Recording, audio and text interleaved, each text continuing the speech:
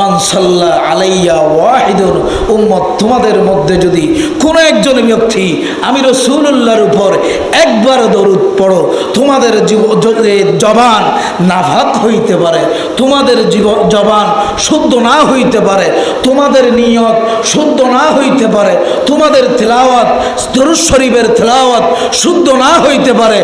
এরপরেও আল্লাহ বলেছেন কোন একজন ব্যক্তি যদি আমি রাসূলুল্লাহর উপর এই দরুদ শরীফ তেলাওয়াত করে, সাথে সাথে আমার আল্লাহ ওই ব্যক্তির জন্য 10 বার, একবার নয়, 2 বার নয়, 10 বার ওই ব্যক্তির উপর সালাত ও সালাম পড়ে। সুবহানাল্লাহ। আমরা যারা সুন্নি মুসলমান রয়েছে, আমাদের মিলাদুন নবীর মাহফিল আমরা যখন বসতে চাই, আমাদের ওই মাহফিলের ভিতরে কমসে কম যদি চিন্তা করি, একবার নয়, 2 বার নয়, 100 থেকে 200 বার পর্যন্ত দরুদ শরীফ থাকে। সুবহানাল্লাহ।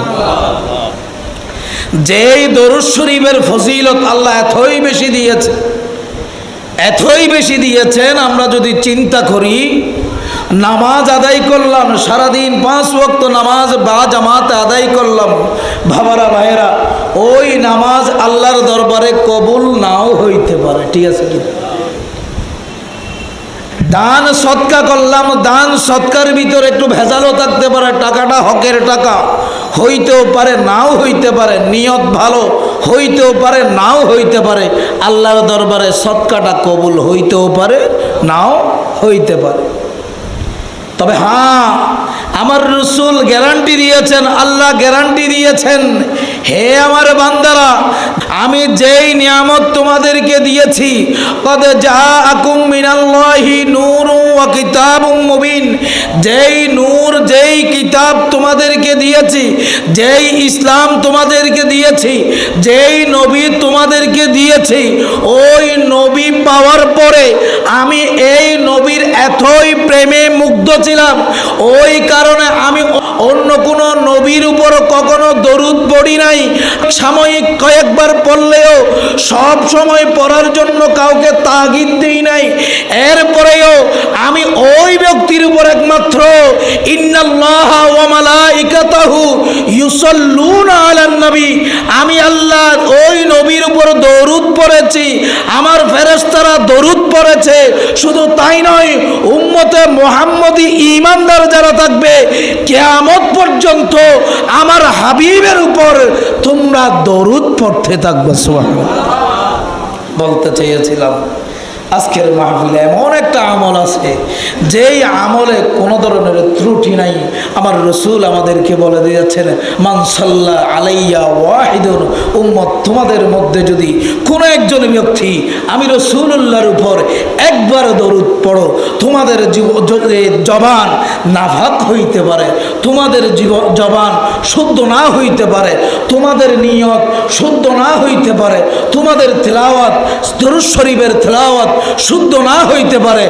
এরপরেও আল্লাহ বলেছেন কোন একজন ব্যক্তি যদি আমি রাসূলুল্লাহর উপর এই দরুদ শরীফ তেলাওয়াত করে, সাথে সাথে আমার আল্লাহ ওই ব্যক্তির জন্য 10 বার, একবার নয়, 2 বার নয়, 10 বার দরুদ সালাম পড়ে। সুবহানাল্লাহ। এখন যদি আমি আপনাকে প্রশ্ন করি, বাবারা ভাইয়েরা, আমরা যদি হিসাব করি, আল্লাহ যেই বান্দার উপর দরুদ পড়বে, ওই বান্দার উপর দরুদ কি কবুল না হওয়ার কোনো সুযোগ আছে? সুবহানাল্লাহ বলেন না।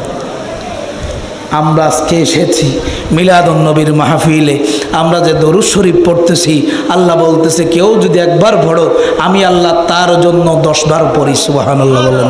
শুধু তাই নয় ফেরেশতারা, আমি 10 বার পড়ি তাই নয়, তোমরা গনে গনে তোমাদের নূরানি জবান দিয়ে আমার হাবিবের উপর যারা এইভাবে দরুদ ও সালাম পেশ করে, তাদের জন্য 100 বার তেলাওয়াত করো। সুবহানাল্লাহ। কয়বার বললাম বাবা? আমাদের জবান নাফাক হইতে পারে, আমাদের দরুদ কবুল নাও হইতে পারে। আল্লাহ যখন আমাদের উপর শান্তি বর্ষণ করবে, ওই শান্তি কেউ আটকানোর সুযোগ আছে? আল্লাহ যখন আমাদের জন্য ফেরেশতাদেরকে নির্দেশনা দিয়েছে, এ ফেরেশতা তোমরাও আমার হাবিবের উপর ওই দরুদ পাঠকারীর উপর তোমরাও 100 বার পড়ো, তাহলে 100 বার যেই মাত্র পড়া হবে, আমাদের আমল নামায় কোনো ঘাটতি থাকবে? আজকে এই রকম একটা মজলিস আমাদেরকে অত্র মসজিদের পরিচালনা পরিষদ দরুদ ও সালাম মিলাদ ও খিয়াম আল্লাহ রসুলের উপর তিলাওয়াতের সুযোগ করে দিয়েছেন। অথচ আমরা নামাজ পড়লাম, অনেকেই বাসায় গিয়ে ঘুমাই গেলাম, আছে কিনা? আবার অনেকেই বাসায় বসে বসে পায়ের উপর পা দিয়ে আমরা দুনিয়াবি যেই টিভি যা বলা হয় ওই রকম টিভির খবরের উপর বসে আছে কিনা? কথা বলেন, আছে কিনা? বেয়াদবি মাফ করিয়েন বাবারা। হায়াতের মূল্য আছে, হায়াতের কোনো ধরনের নির্দিষ্টতা আছে, এখান থেকে বের হবেন কোনো সুযোগ আছে? তওবা করে আল্লাহর কাছ থেকে মাপ চেয়ে নেবেন কোনো সুযোগ আছে? কিছুই নাই। যেই সেকেন্ড, যেই মিনিট, যেই মুহূর্ত আমাদের কাছে আছে, সব সময় আমাদেরকে আমার রাসূল বলেছেন মৃত্যুর জন্য প্রস্তুতি নাও, মৃত্যুর জন্য প্রস্তুতি নাও। ওই সাহাবায়ে কেরাম, একজন সাহাবা প্রশ্ন করলো, ইয়া রাসূলুল্লাহ, আমরা কখন মৃত্যু হবে, কখন কিয়ামত হবে?